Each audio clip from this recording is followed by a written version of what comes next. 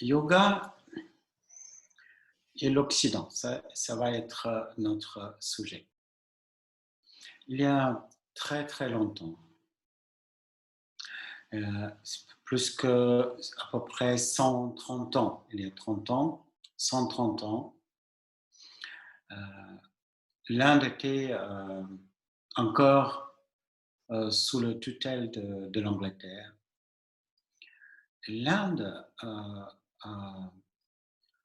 comme une conscience collective, souffrait énormément. Ça fait déjà 1000 ans d'esclavage. C'est 800 ans par les Arabes musulmans et puis le 200 ans par l'Angleterre. Et tous les maîtres, toutes les personnes dans le monde de la spiritualité avaient ce désir euh, de se mettre debout. Mais il n'y avait absolument aucun moyen. Et l'éducation est devenue vraiment occidentalisée pro-Angleterre. Et les Indiens qui vont faire des études, ils ne vont pas apprendre ni la philosophie indienne, yoga, upanishad, rien du tout. Et l'étude, principalement, c'est comme la culture, ça vient de l'Occident. Et même en ce moment, c'est comme ça. C'est-à-dire, on doit apprendre. Le radio est inventé par Marconi, ainsi que tout ce que nous avons appris. C'est comme si l'Inde n'a absolument rien à contribuer au monde. À cette époque-là, il y a un jeune homme qui s'appelle Swami Vivekananda, c'est comme ça qu'il est connu. À l'époque, il s'appelait Narendra. Il est allé voir Sri Ramakrishna Paramahamsa, Calcutta. Il a fait ses études à l'université. Il grandit comme un athéiste. Il a télédemandé le maître, est-ce que Dieu existe?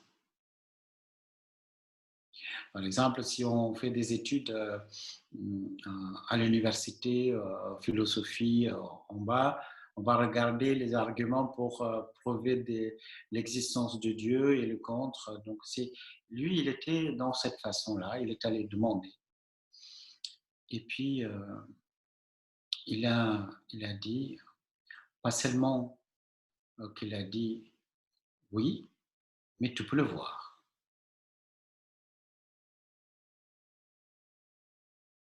Et, et là, il est devenu son disciple parce que le maître a pu donner cette vision. Cet jeune Narendra, il est devenu un swami, un sannyasi, un renonçant. Il a vécu dans son ashram. Et puis quelques années après, le maître Paramahamsa et Sri Ramakrishna Paramahamsa a quitté son corps. Et puis il commence à voyager dans l'Inde tout entière. Donc à l'époque, c'est même maintenant, c'est les swamis, c'est des gens qui sont comme des moines errants, ils voyagent. Il est arrivé à Madras. Quand il est arrivé à Madras, quelqu'un, un ami, lui dit à Chicago, il y a une rencontre de toutes les religions. Donc, il n'était pas invité pour cette rencontre, mais cet ami qui lui a donné de l'argent pour acheter un billet de bateau pour arriver à Chicago. Donc ça, c'était le début de l'introduction du yoga dans l'Occident. Vous pouvez trouver son discours. Il n'a pas pu trouver une place pour parler, mais finit par obtenir 5 minutes. Mais quand il commence à parler, mes frères et sœurs de Tassuni, avec cette ouverture. Déjà, il était applaudi d'une façon extraordinaire par sa présence et par son attitude. Il a pu séduire les Américains de cette époque. Et son discours, vous pouvez trouver sur YouTube. Il parle de l'Inde qui a accueilli toutes les traditions, toutes les religions de toute époque. Il parlait euh, des Zoroastriens, il parlait de Tibétains, il parlait de, de, de tous les peuples qui sont venus chez nous en Inde, ils sont habités en Inde et en paix. Donc, il y a une culture en Inde assez particulière parce que ce n'est pas le refus de l'autre, mais accepter d'autres opinions pour pouvoir grandir. Mais sa façon de présenter la pensée indienne a été profondément influencé le reste de l'histoire de yoga dans l'Occident. C'est-à-dire, il a passé toute sa vie à créer des ashrams partout dans le monde et il n'a pas vécu très longtemps. Il a quand même fait beaucoup pour le yoga dans le monde entier. Et ces ashrams sont partout. Et même en Inde, il y a beaucoup d'ashrams continuent dans cette tradition pour enseigner le yoga. Je parle ça en introduction parce que le yoga a pris une incroyable dimension en ce moment dans le monde entier, mais nous pouvons aller plus loin que les postures. Le yoga est très célèbre, mais pas assez connu dans sa totalité.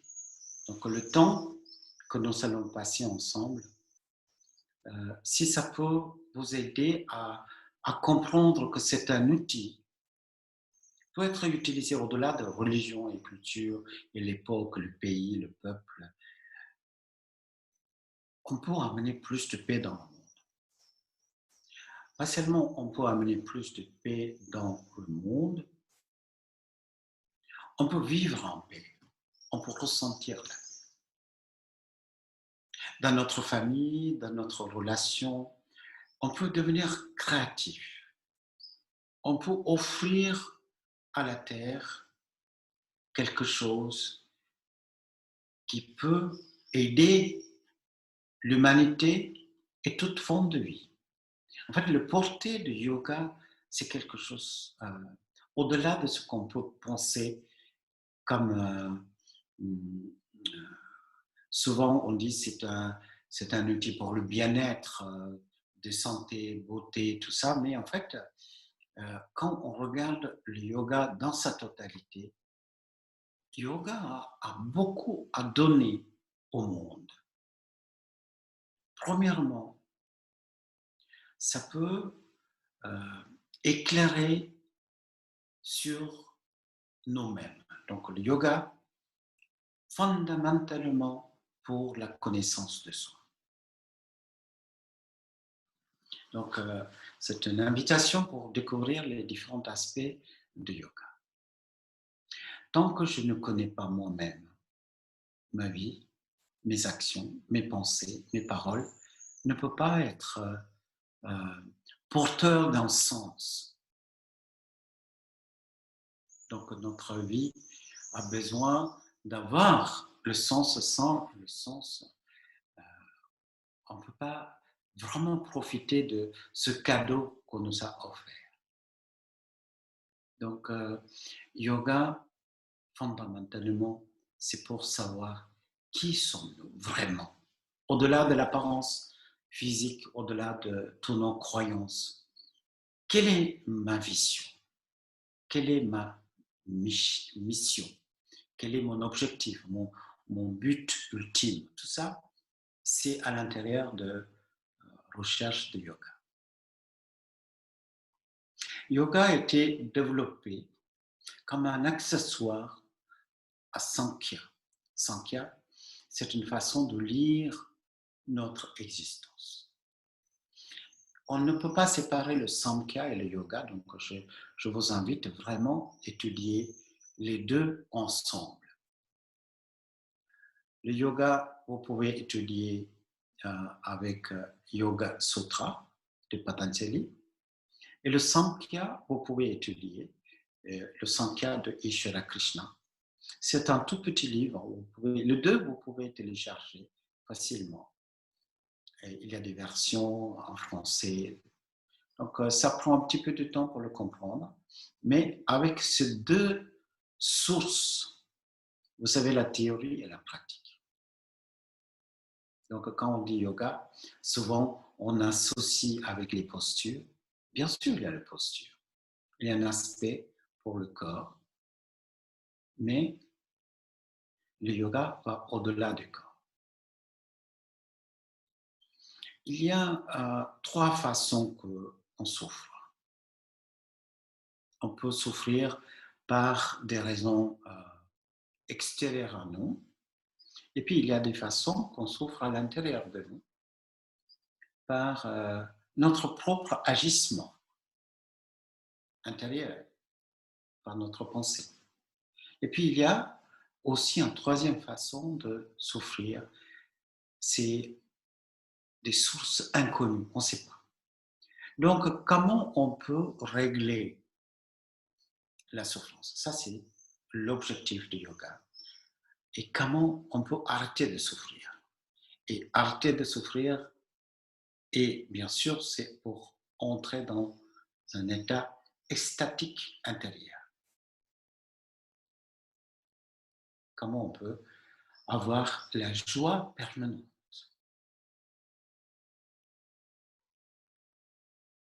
Donc, je ferai référence à yoga et samkhya parce que c'est inséparable. Donc, pour vous inviter d'une réflexion. La première idée que je voulais vous présenter, c'est par nos actions extérieures. Donc, pour l'Occident, on porte beaucoup d'attention à notre entourage pour améliorer, pour avoir des conditions matérielles agréables pour une meilleure vie. Mais il y a des limites. Ça, c'est le monde de la technologie. Donc, on a des meilleurs habitats et puis on a des voitures pour se déplacer. Il y a beaucoup de progrès dans beaucoup de choses, dans la médecine, beaucoup de choses. Mais il y a toujours des limites. Ça, je n'ai pas besoin de vous expliquer. Il y a des limites. À un moment donné, de toute façon, nous allons vieillir et disparaître. Donc, les aspects, les méthodes extérieures ne vont pas nous vraiment aider. Donc, il faut trouver un autre moyen. Un autre moyen qui était proposé jusqu'à maintenant, c'est religion. En général, les religions qui nous proposent des systèmes de croyances. Donc, on va croire que quelqu'un qui va me sauver, après la mort, je serai dans le paradis, en fonction de différentes religions. Ça peut être différent la présentation. De toute façon, c'est après. Ici, le yoga n'adhère pas sur ces deux. Yoga, il dit, la souffrance, la douleur, tout ça, c'est une expérience qu'on ressent à l'intérieur de nous, dans le corps, dans l'esprit, dans le cœur. Donc, la connaissance de la personne, de l'individu. Qui est cet individu qui souffre? Cette clarté sur lui peut amener la solution. Donc, la connaissance de soi peut nous amener en dehors de toute forme de souffrance et à l'extase. Donc, l'objectif de yoga, c'est d'abord avoir la connaissance de soi. Et cette connaissance de soi qui nous libère de toutes les souffrances. Et puis, on peut accéder à la joie éternelle. Donc, ça, c'est l'objectif du yoga. Mais comment on va y arriver? Donc, comment on peut arriver? On peut arriver par la prise de conscience de trois choses.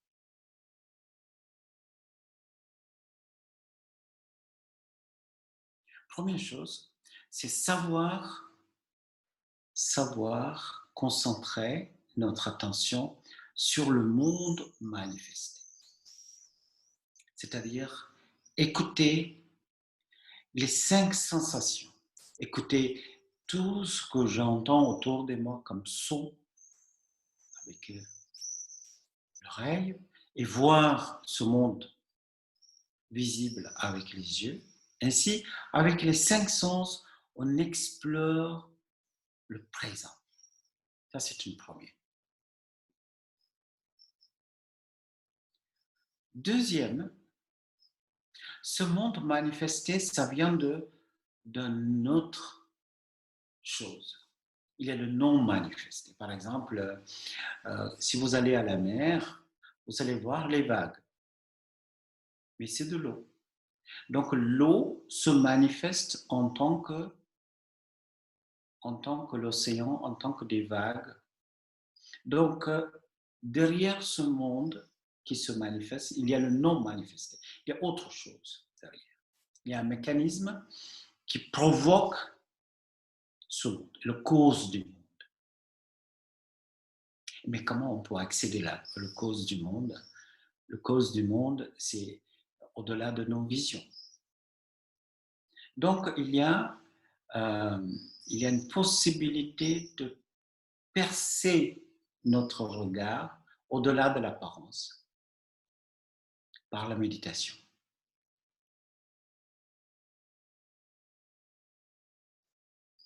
Ça, c'est le deuxième aspect. Après, il y a un troisième aspect. Le troisième aspect, nous pouvons porter l'attention sur les témoins qui regardent ce monde. Une fois qu'un individu apprend à porter son attention sur ces trois, il est libre.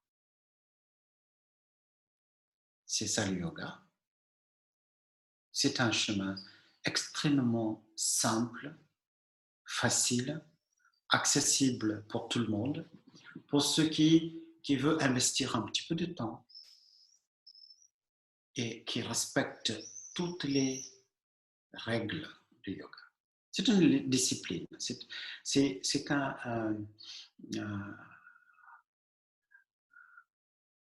une hygiène de vie.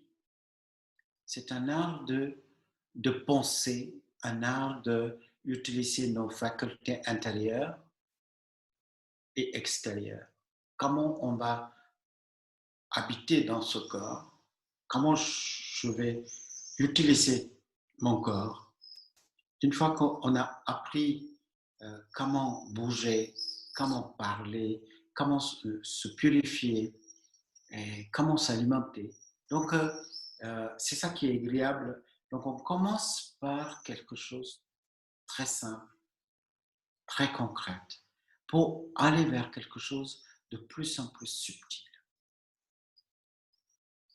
Voilà, c'est ça le yoga. Et il y a des obstacles pour avoir une clarté sur ces trois choses. Ça veut dire le monde manifesté, le monde non manifesté et le témoin. Qu'est-ce que c'est qui nous empêche de voir notre véritable nature? Qu'est-ce que c'est qui nous empêche de rester centrés sur ici et maintenant? Qu'est-ce que c'est qui nous empêche de voir derrière les phénomènes, qu'est-ce que c'est la vérité? Ça, c'est notre agitation mentale. Donc souvent on dit, on fait le vide, mais il y a des agitations à l'intérieur de nous qui empêchent d'avoir la clarté. Donc, yoga, c'est une démarche pour arrêter toute agitation et arriver à un apaisement intérieur.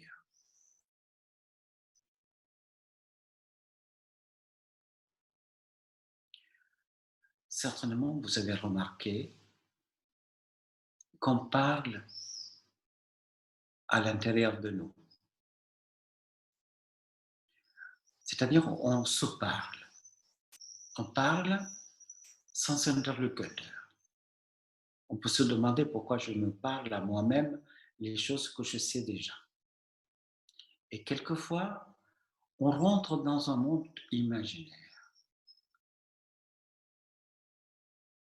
Quelquefois, notre regard est obscurci par un objet qu'on regarde.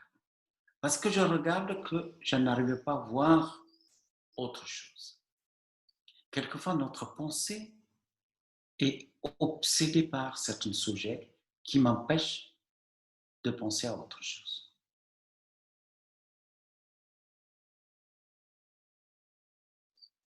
C'est ça notre difficulté. Comment on peut stopper toutes les agitations intérieures? Donc, yoga donne des méthodes. Il y a deux grandes pratiques. La première pratique, c'est développer le détachement.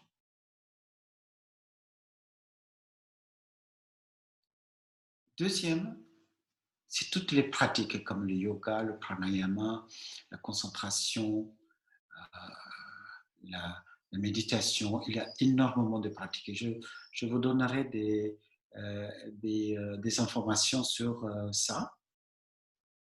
Donc, d'abord, préserver notre environnement en dehors de toutes sortes de provocations. Ça, c'est le détachement, prendre de recul. Ça va nous permettre d'apaiser, et cet apaisement qui va nous donner de plus en plus clarté sur soi. On peut comprendre que nous sommes sans commencement. Nous sommes la conscience pure. Notre nature, c'est beauté et la joie. Ça, c'est possible de saisir petit à petit quand l'apaisement arrive. C'est-à-dire, dans toute notre vie, on cherche l'amour, la beauté, la joie, le plaisir, toutes sortes de confort. Mais en fait, tout ce que nous cherchons dans le monde, c'est que des reflets de notre propre qualité. C'est comme quelqu'un qui vit une vie de mendiant en train de chercher quelque chose à l'extérieur sans savoir qu'à l'intérieur de la maison, il y a un trésor. Donc le yoga nous conduit vers cette prise de conscience de notre grandeur. C'est pas le yoga nous fait grandir, mais on va comprendre qu'on est déjà grand. Mais quelle est cette grandeur? Quelle est cette hauteur? C'est une hauteur spirituelle. Parce que souvent, à cause de notre manque d'attention, on se prend pour le corps. On s'identifie à nos pensées, nos émotions. On se réduit.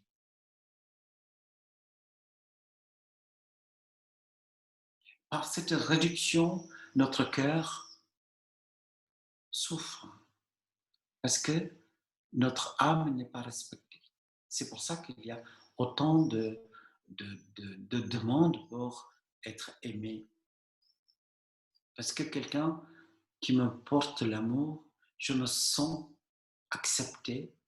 Et quand je me sens accepté par mon environnement, je donne à moi-même cet amour. J'arrive à m'accepter parce que les autres m'acceptent. Donc le yoga fait le raccourci qui nous donne les moyens pour aller chercher ce que nous sommes vraiment. Ça fait énormément d'économies.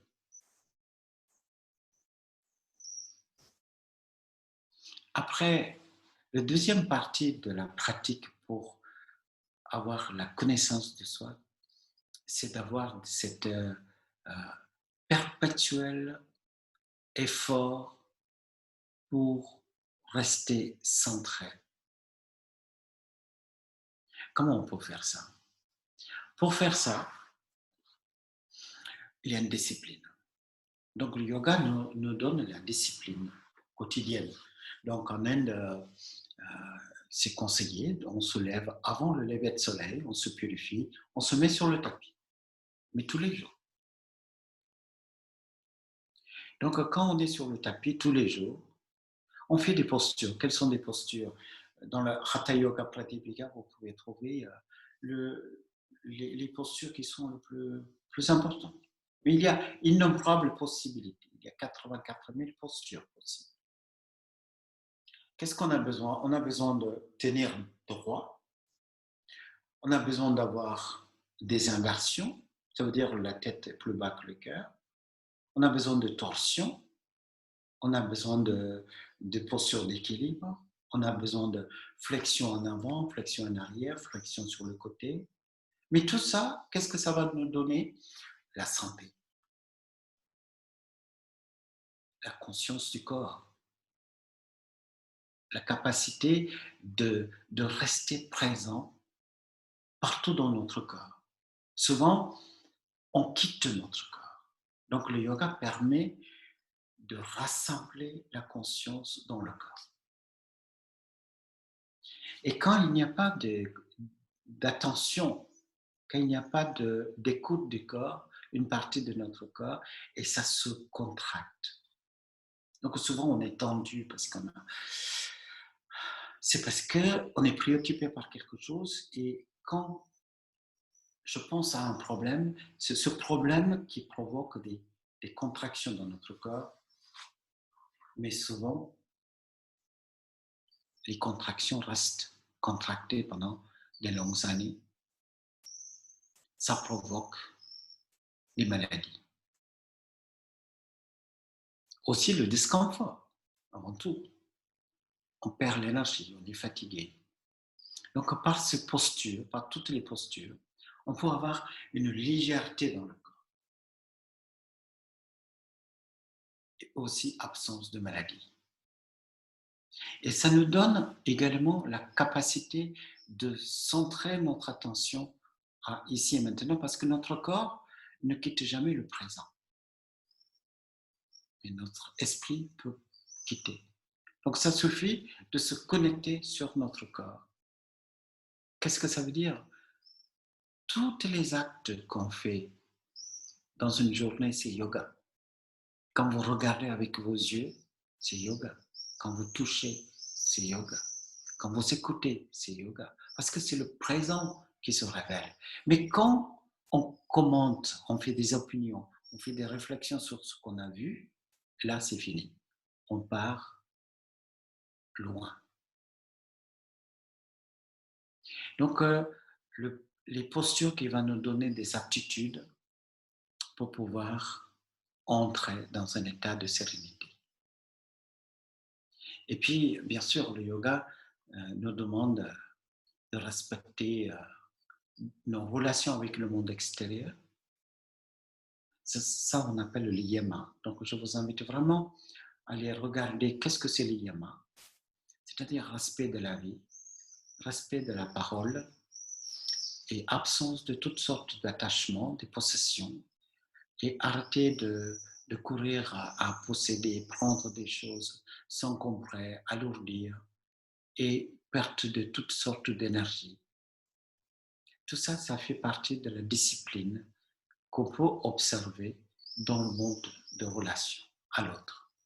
Ça va nous donner des puissances incroyables. La pratique du yoga rend une personne paisible, qui amène la paix au monde. et pas seulement ça, il réussit dans ses projets, il comprend quel est son objectif de la vie, son but ultime, et il sait aussi comment trouver toutes les richesses cachées et qu'il a de l'énergie pour accomplir son but ultime. Après, il y a une deuxième partie, le plus important, c'est notre relation avec soi-même. Souvent, on se maltraite, on se reproche.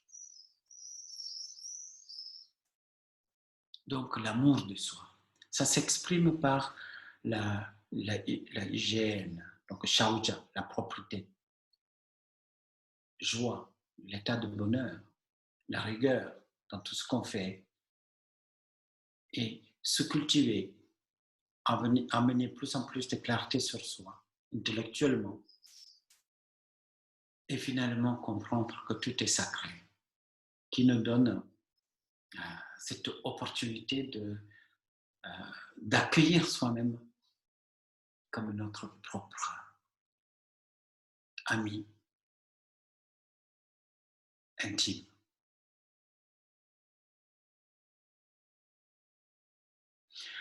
Ce yoga ne s'arrête pas là.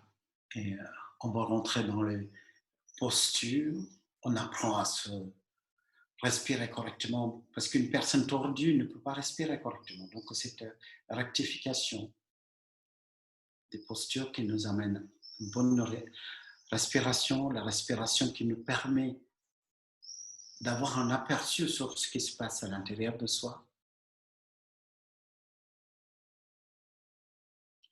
qui nous permet également à rester centré et méditer et finalement accomplir cet état d'équilibre qu'on appelle samadhi. Voilà, je vais présenter le yoga et je suis ouvert à vous pour discuter.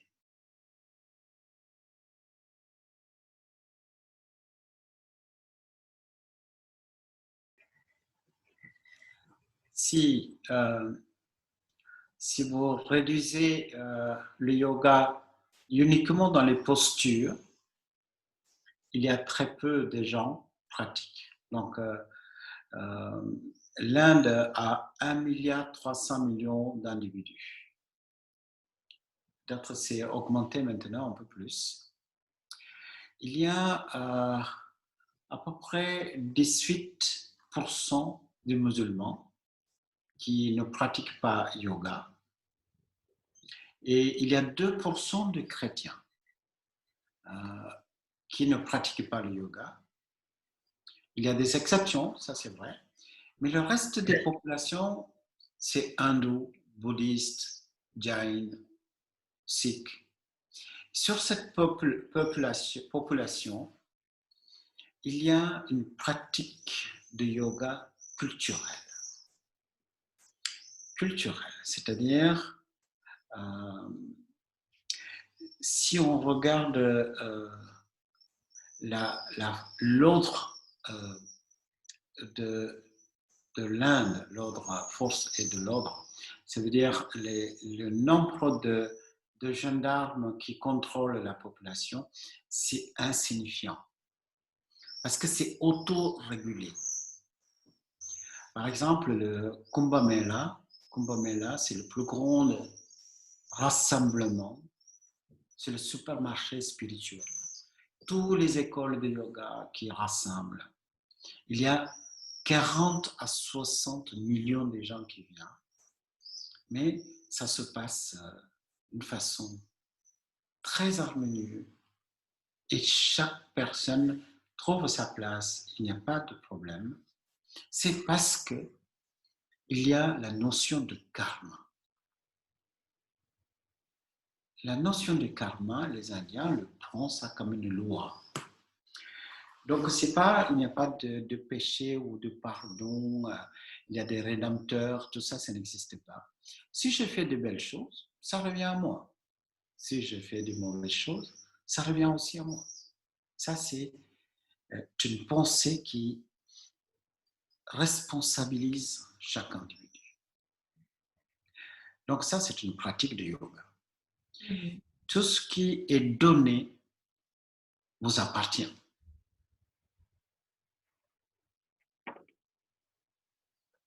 Tout ce qui est gardé pour soi est perdu. Vous comprenez? Donc ça, c'est des principes de yoga qu'on applique dans notre vie quotidienne. Le deuxième, c'est la réincarnation.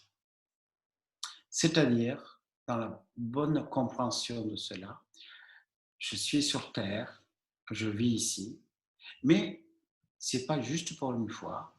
Je veux revenir, donc c'est ma responsabilité de garder la Terre propre. Donc il y a certains engagements vis-à-vis de lieux de notre habitation. Mais ne prenez pas que les Indiens ne polluent pas, mais quand même polluent moins. C'est dans les statistiques, au niveau de la taille du pays et la population, un Indien paye un vingtième, un Indien pollue un vingtième par rapport aux Européens. Donc il y a quand même il y a un respect. Ça vient de yoga. Donc il y a des différentes façons. Donc le mariage, l'enterrement, la naissance, la façon de construire la maison, et partout il y a le yoga est appliqué, y compris dans la politique. Donc l'Inde, au niveau culture, il y a le yoga et pratiqué par tous les hindous. Mais au niveau de la pratique spirituelle, comme pranayama, posture, il y a un pourcentage. Mais en ce moment, avec les audiovisuels et puis aussi situation sanitaire actuelle, de plus en plus de gens commencent à pratiquer le yoga.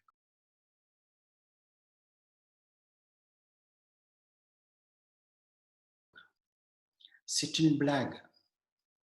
Nous sommes des êtres éternels, immortels. Ce qui, la mort, ça veut dire arrêt. Il n'y a rien qui s'arrête dans cet univers. Tout est vivant, tout est mouvement. La mort n'existe pas.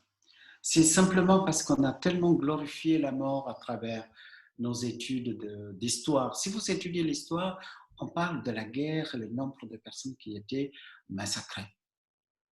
Si vous allez voir un film, là aussi, la mort est glorifiée. Donc on est élevé dans cette ambiance de sauver la vie, la mort, et la souffrance. Tout est en fait projeté par les poètes, des écrivains, des historiens.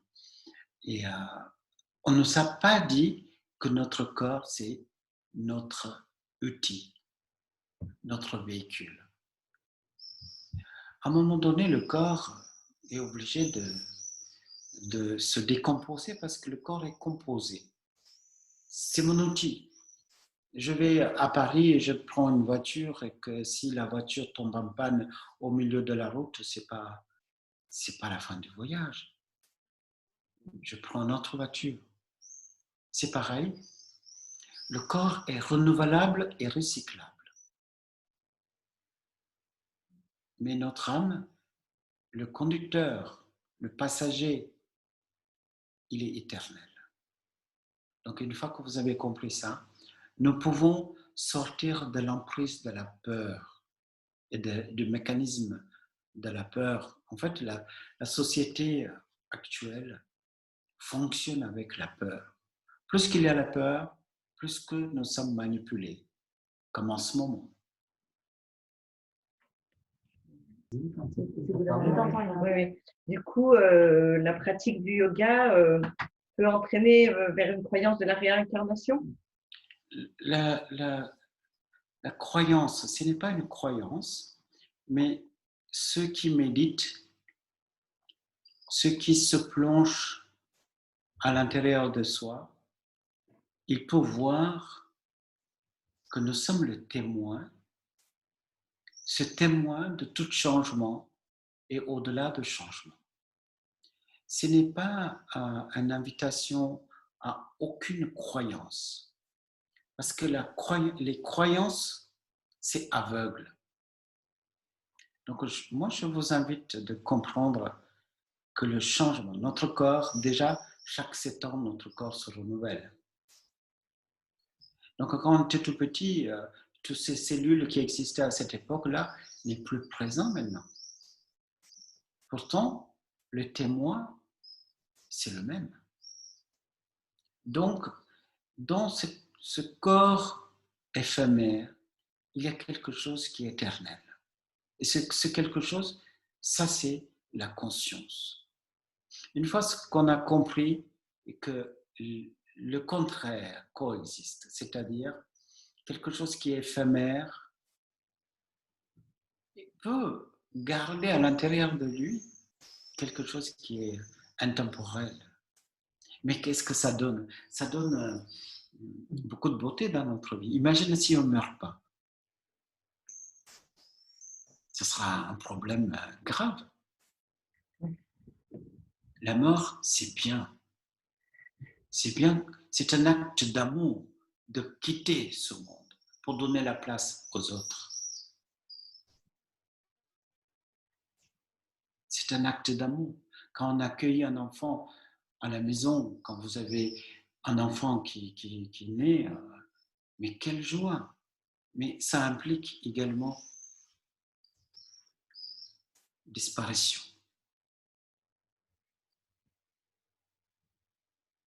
Donc une fois qu'on a compris ça, on peut vivre pleinement. C'est vrai que ça fait 30 ans que je vis une partie de ma vie, de l'année ici en Europe, en Occident. Il y a un effort de ne pas regarder la vie dans sa totalité. Aussitôt qu'on reçoit la vie, on a reçu également la mort. C'est le package.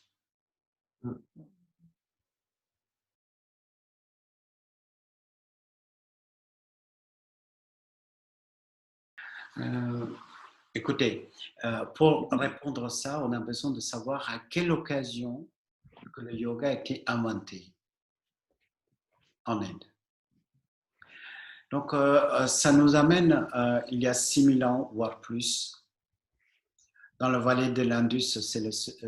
C'est l'endroit où on a trouvé beaucoup de vestiges, des statues, des lieux où un peuple vivait profondément dans le yoga. Il y a des postures de yoga en terre cuite. À cette époque, les historiens parlent, c'est un moment où le peuple est devenu extrêmement rationnel, comme en ce moment. C'est-à-dire donner énormément d'importance à l'état de conscience de veille. Les pragmatismes, toutes sortes de tout ce qui est calculable seul qui peut exister, cette forme de pensée cartésienne. Comprenez?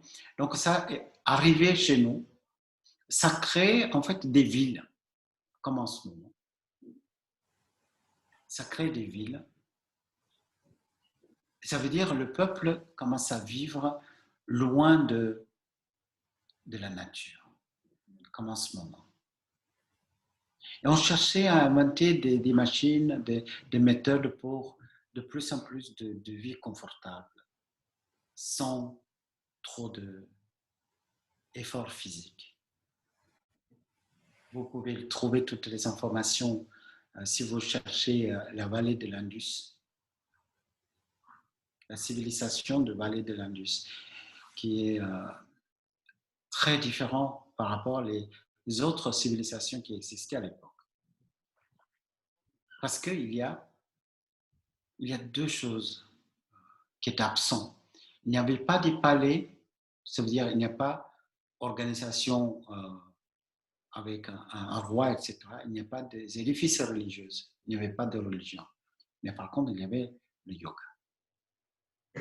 C'est-à-dire, quand nous sommes dans cet éloignement de notre propre nature. Donc, nous sommes nés dans les forêts, mais regarde notre vie en ce moment, nous sommes tous isolés de la nature. Nous vivons dans des grandes villes, bétonnées, goudronnées, on vit dans des boîtes, on vit comme des poissons dans l'aquarium. À cause de cela, il y a des carences. On n'est pas nourri par la nature. Quand vous regardez vos yeux et ne tombent pas sur les feuilles vertes de la nature, souvent on regarde l'écran, les murs, les factures, les bouquins. En fait, notre environnement est entièrement artificiel. Donc on a soif de ce retour, mais c'est très difficile. Vous achetez quelque chose, c'est toujours plastifié.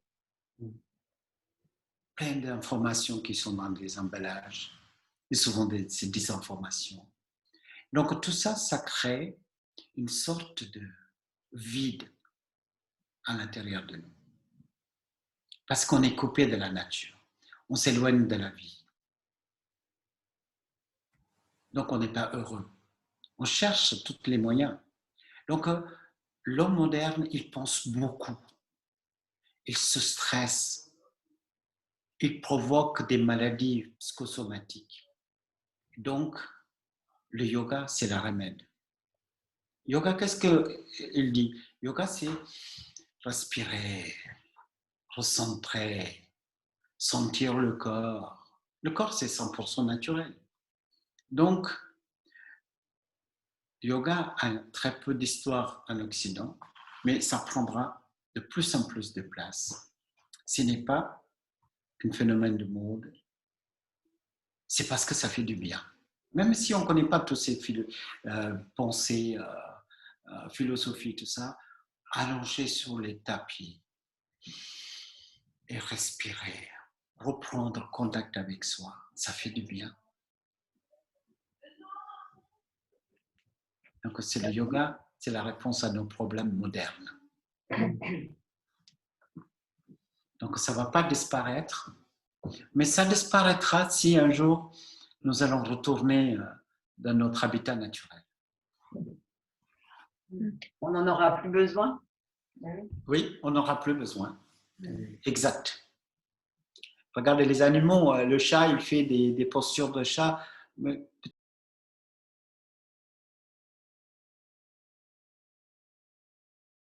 Ok. C'est vrai, j'ai remarqué ça et il y a certaines difficultés dans l'enseignement de yoga. C'est parce qu'en Occident, on a créé le yoga comme une prestation de service. Un produit.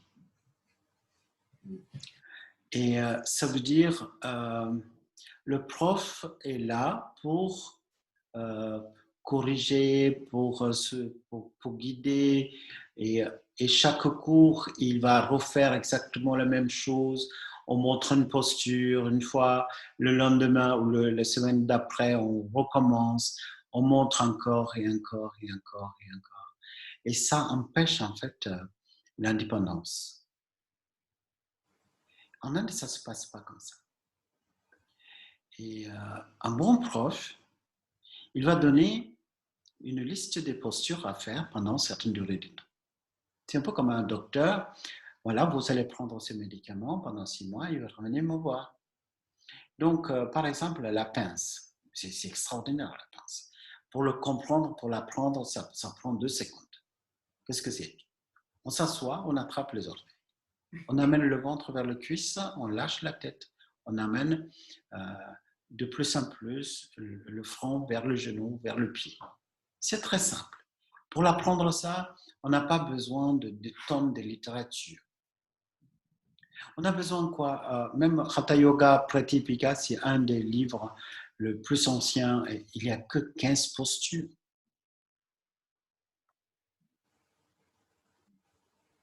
Pour apprendre 15 postures, On a besoin de quoi? Une journée, même pas. En 2 heures, on peut voir les 15 postures nécessaires. Après, avec ces 15 postures, on peut faire énormément d'adaptations, de tout ça. En fait, pour une vie, on a besoin de maximum 30 postures, c'est tout. Donc, moi, je conseillerais ça. Prenez des cours individuels avec un prof expérimenté. Allez voir le professeur, par exemple, une fois par mois. Demandez-lui de mettre en place une série de postures personnalisées. Après, travaillez tous les jours. Et notre corps va évoluer. Une fois que le corps évolue, le professeur peut vous proposer quelque chose un peu plus difficile. Ainsi, qu'on peut atteindre des très, très, très grandes hauteurs spirituelles. Comment on peut choisir un professeur? Donc, il y a des normes. Un professeur, traditionnellement, ce n'est pas celui qui connaît des postures. Un professeur, il est capable de rester sans agitation mentale pendant 3 heures consécutives. C'est ça un professeur. Ça, c'est fondamental. Deuxième chose, une connaissance textuelle et aussi des postures et une source d'amour inconditionnel. Donc, tout ça crée un vrai prof de yoga qui peut vous guider vers l'éveil spirituel. Mais en réalité, cette proposition, je ne sais pas combien de profs qui vous offrent cela, mais demandez. Mais souvent, il y a une difficulté, c'est de se motiver pour se mettre sur le tapis tous les jours. Donc, pour les débutants, c'est bien d'avoir un groupe, un professeur qui vous aide, qui vous accompagne, qui vous motive. Et certainement un professeur normal, quand vous faites quelque chose pas correct, qui interviendra pour vous aider.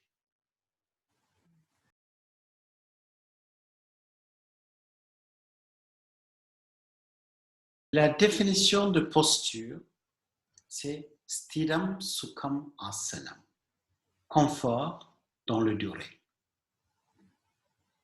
Alors, dans chaque posture, cherchez si vous êtes confortable dans le durée. Yoga, c'est pas comme le sport. Il y a des personnes qui pratiquent le yoga comme un sport, mais pour eux, le risque est grand. Donc, celui qui écoute bien, je fais une flexion, je fais une posture et ça commence à me faire mal, ça veut dire que je vais trop loin. Donc, rester dans le confort et toujours repousser les limites. Merci. Et puis, bien sûr, un professeur qui va vous expliquer exactement comment il faut faire, les différentes étapes. Par exemple, dans une posture, il y a 6 phases. Assurez que vous êtes détendu. La position de départ, le chemin vers la posture, la prise de posture, le retour et puis la détente. Si ces 6 étapes sont respectées, les postures ne font pas du mal. Donc, toutes les consignes qu'on donne, voilà, donc ça veut dire on fait à jeun, on ne fait pas sans avoir fait nos besoins, toilette, ça se pratique dans un lieu propre, à l'abri de toutes sortes de perturbations. Il y a toutes les consignes un professeur peut vous donner. Donc, il n'y a pas de danger. Bien sûr, si vous ne respectez pas, certainement, vous pouvez avoir des difficultés.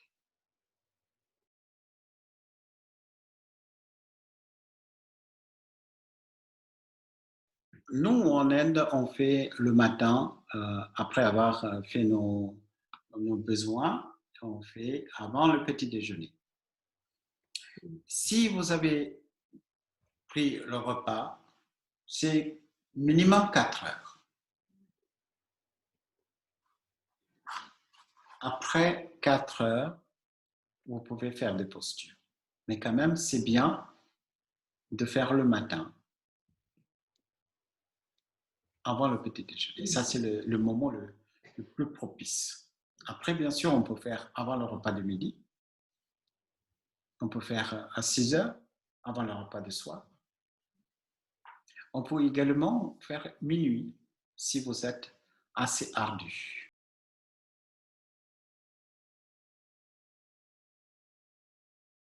Ici, c'est notre école qui a été achetée il y a 2 ans maintenant. Donc, en ce moment, il y a une formation, il y a des élèves qui sont là en train de pratiquer. Donc, c'est une école qu'on appelle Académie Gaia Healer. Donc, ça fonctionne depuis l'année dernière.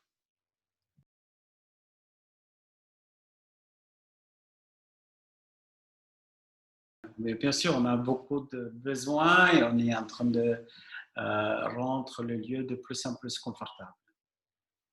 D'accord. Aujourd'hui, on a planté beaucoup de tomates, des aubergines, des légumes. Il y a un jardin potager qui est en train d'être fait.